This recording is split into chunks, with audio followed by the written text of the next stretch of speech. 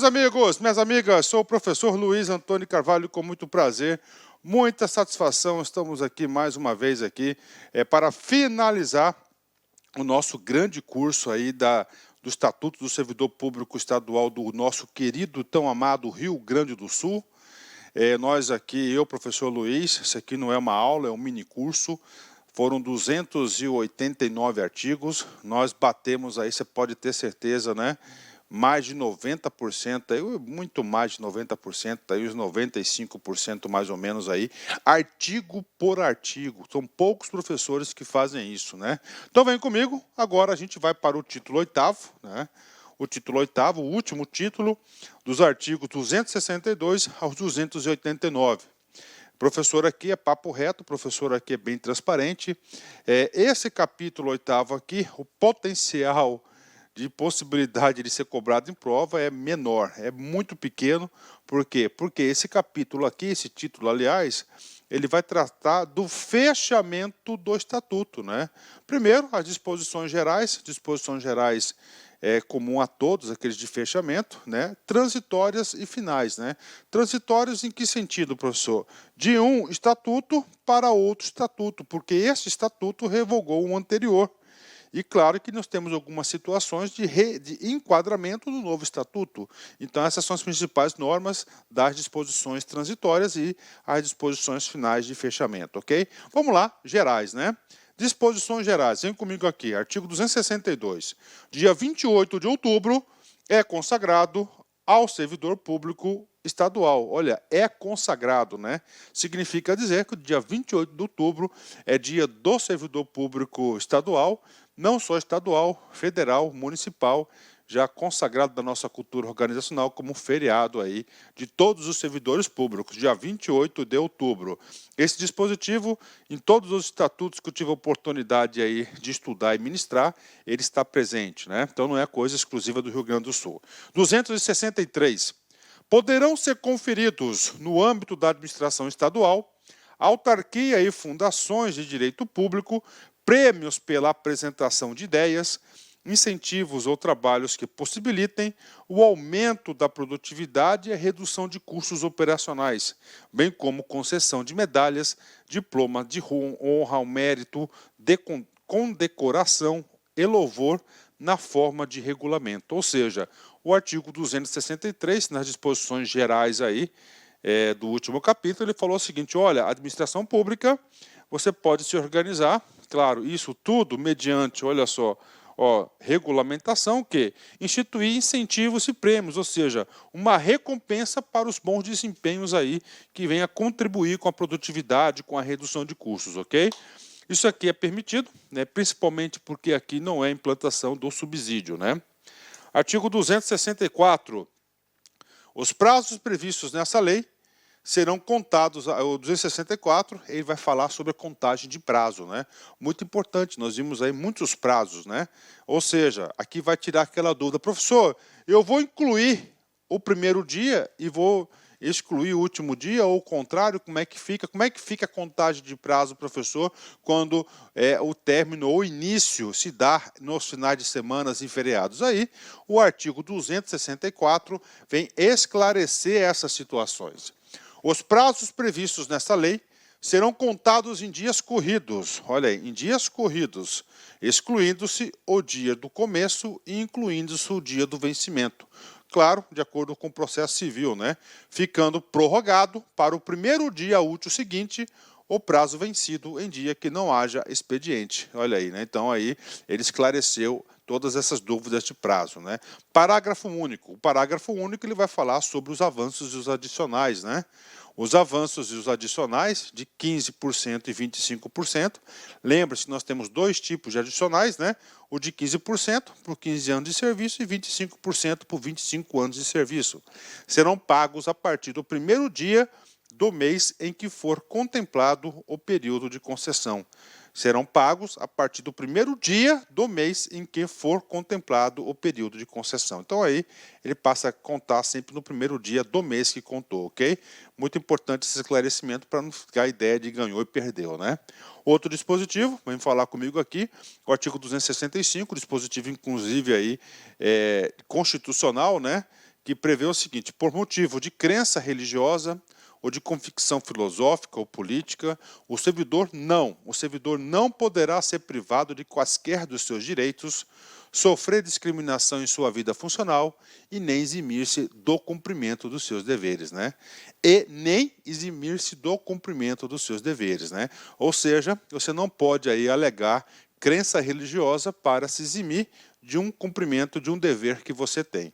Então, o artigo 265 vai muito ao encontro do artigo 5º da Constituição. Vem comigo. Artigo 266. Do exercício de encargos ou serviços diferentes dos definidos em lei ou regulamento, como próprio do seu cargo ou função, não decorre nenhum direito ao servidor, ressalvadas as comissões legais, né? Isso aqui é para eliminar o famoso direito adquirido, né? Olha só, do exercício de encargos ou serviços diferentes definidos em lei ou em regulamento, né? Ou seja, você é auditor fiscal da Receita Estadual, tá? No decorrer do exercício, você foi lá, tá? E está executando uma outra tarefa diferente, ó, dos encargos definidos na lei ou regulamento. O que ele está falando? Cara, isso que você está fazendo aí, tá? Você está fazendo, mas você não vai ter nenhum direito sobre isso, né? Ou seja, não vai incorporar, exceto as comissões legais, quando você ocupar cargo ou função aí comissionada, né? Ok, interessante o 266, né? Gente, isso aqui é só a leitura, praticamente essa parte final. 267 é vedado, é proibido as chefias manterem sob suas ordens cônjuges e parentes até o 2º grau, salvo quando se tratar de função imediata, confiança, de livre escolha, não podendo, porém, exceder de 2 o número de auxiliares nessas condições, né? Aqui ele quer combater o nepotismo, né? Então o 267, ele é uma tentativa de quê? De segurar o nepotismo, né? Só que eu vou dar uma opinião pessoal, ele criou o quê? Ele criou algumas exceções, né?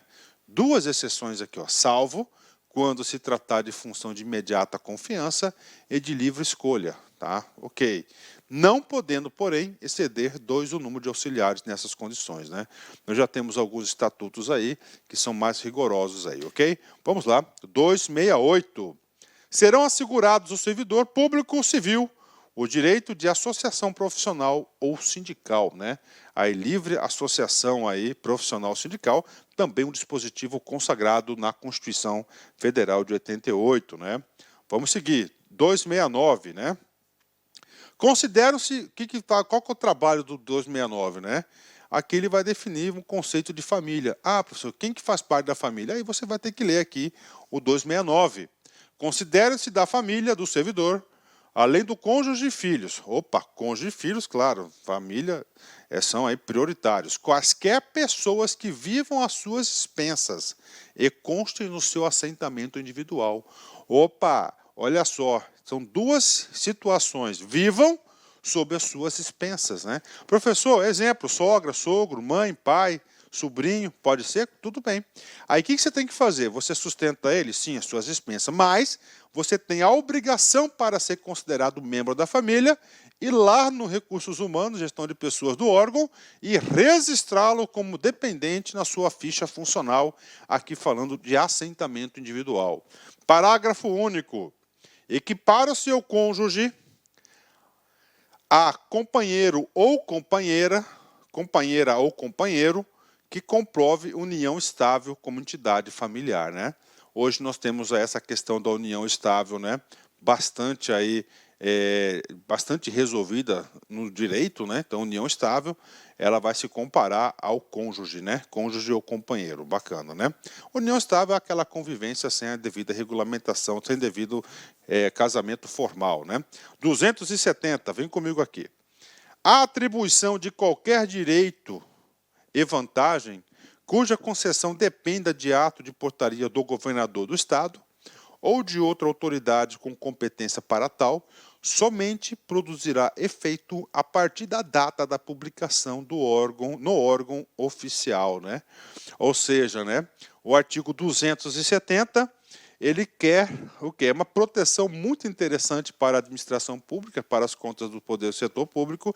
Ele quer proibir aquele famoso com efeitos retroativos a tanto tempo, né? Então ele visa o quê? Combater os efeitos retroativos. Muito interessante, né? Esse dispositivo aqui. Então ele fala o seguinte, olha, se você tem um direito de vantagem, bacana, só que ele vai passar a valer a partir do momento da publicação, né, no órgão oficial, né? Aí ele quer combater isso aí, né? Puxa vida, professor, né? Mas aí existe outro lado da moeda também, né? Existe, né? Deixa eu falar para vocês aí do outro lado da moeda, né? Por exemplo, olha só, vem comigo aqui, outro lado da moeda. Você tem um direito, aquela direita com uma vantagem, um direito. Você instrui o processo devidamente e protocoliza. O órgão engaveta aquele processo por 11 meses. Só depois da publicação que você passa a ter direito, né? Com certeza isso já deu muito questionamento no Poder Judiciário, né? Artigo 271. Os servidores estaduais, no exercício de suas atribuições, não estão sujeitos a sanções disciplinares por crítica enrogada em quaisquer escritos de natureza administrativa, né? Então, criticar pode, tá? Então, você pode criticar e aqui está te protegendo, está te dando aí um salvo-conduto de quê? De você não estar sujeito aí a sofrer sanções disciplinares. Agora, aqui é crítica, cara. Aqui não é calúnia, não é difamação, não é injúria, né? Parágrafo único. A requerimento do interessado, poderá a autoridade suprimir as críticas enrogadas, né? Ok, sem muitos efeitos. Artigo 272, né? Vem comigo aqui. O servidor que esteja sujeito à fiscalização de órgão profissional e for suspenso do exercício da profissão, enquanto durar a medida, não poderá desempenhar atividade que envolva a responsabilidade técnico-profissional. Mais do que justo, né? Por exemplo, professor, eu quero exemplos, né? Você é engenheiro, tá? Você está lá no CREA, você tem o registro do CREA, você é engenheiro elétrico, por exemplo, eletricista, né? E aí, professor, aí acontece o seguinte, você teve seu registro suspenso no CREA, só que no órgão você, o quê?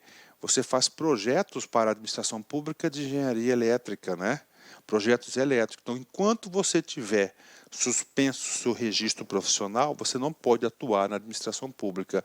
Correto? Corretíssimo, né? As profissões aí faz o controle dos seus membros, né? Vem comigo, 273. O Poder Executivo regulará as condições necessárias à perfeita execução desta lei, observados os princípios gerais nela consignados. Ou seja, aqui já está finalizando a parte geral, que são os mais importantes. O poder regulará. Esse regulará, nota aí, é decreto. Então está possibilitando. Aliás, tem vários dispositivos dessa lei, pode ter certeza, vários, que eles são regulados por decreto. E quem possibilita isso é o artigo 273, né? 274, o disposto nesta lei, é extensivo a autarquias e fundações de direito público respeitados quanto à prática de atos administrativos e de competências respectivos titulares, ou seja, a abrangência desse estatuto, o estatuto do regime próprio, né? Então ele atende aqui, ó, as autarquias e fundações de direito público, porque equiparam, né, o direito público com a administração pública direta, né? 275, bem comigo aqui, os dirigentes máximos das autarquias e fundações de direito público poderão praticar atos administrativos de competência do governador, salvo os indelegáveis nas áreas de suas respectivas atuações, né? Por quê? Porque aqui porque as autarquias e as fundações, eles são os dirigentes máximos, têm seus dirigentes máximos, e as autarquias e as fundações é da administração pública indireta. Como é da administração pública indireta, essas entidades aqui gozam de quê? De autonomia administrativa e financeira, né? Então, eles têm o quê? As atribuições comparadas do governador nesse sentido. É claro, o governador está acima de todos. Bacana? Então, assim que são as disposições gerais pago para a galera. Do artigo 276 a 289, tá? 289 a 287 são aquelas transitórias de um estatuto para o outro, né? Eu trazer para cá e fazer uma leitura sem agregar nenhum valor não compensa, porque são muitas dessas transições aí de um estatuto para outro já ocorreram, então tem mais aí efeitos hoje do mundo prático, né, para os novos, né? Também dificilmente vai cair em concurso. Agora, os dois últimos artigos, 288, esta lei entra em vigor na data da sua publicação, produzindo efeitos a contar de 1º de janeiro de 94, lembrando que ela foi sancionada aqui o dia 3 de fevereiro de 94, né? Está aí para a galera. Ressalvados os direitos adquiridos, o ato jurídico perfeito e a coisa julgada, também está na Constituição, são revogadas as disposições em contrário, né? Então aqui ele fez uma revogação tácita, né? Então aí, para vocês, batemos aí praticamente artigo por artigo, 289, nós concluímos aí esse nosso mini curso do Estatuto dos Servidores Públicos Estaduais do Rio Grande do Sul. Bacana? Encerramento final da nossa aula. Vamos falar de Deus, né? Se Deus encheu tua vida de obstáculos, é porque Ele acredita na tua capacidade de passar por cada um. Olha que frase linda, né? Se Deus encheu tua vida de obstáculos, é porque Ele acredita na tua capacidade de passar por cada um, né? Deus acredita na tua capacidade. Agora, nós que temos que acreditar cada um na sua própria capacidade. Eu observo sempre que as pessoas sempre têm aí, tá, essa questão aí de uma autoestima baixa. A autoestima baixa significa que ele não acredita na sua própria capacidade. Forte abraço, fique com Deus, foi um prazer imenso aí estar com vocês aí durante esse curso aí todo. Forte abraço, tchau! Clique like.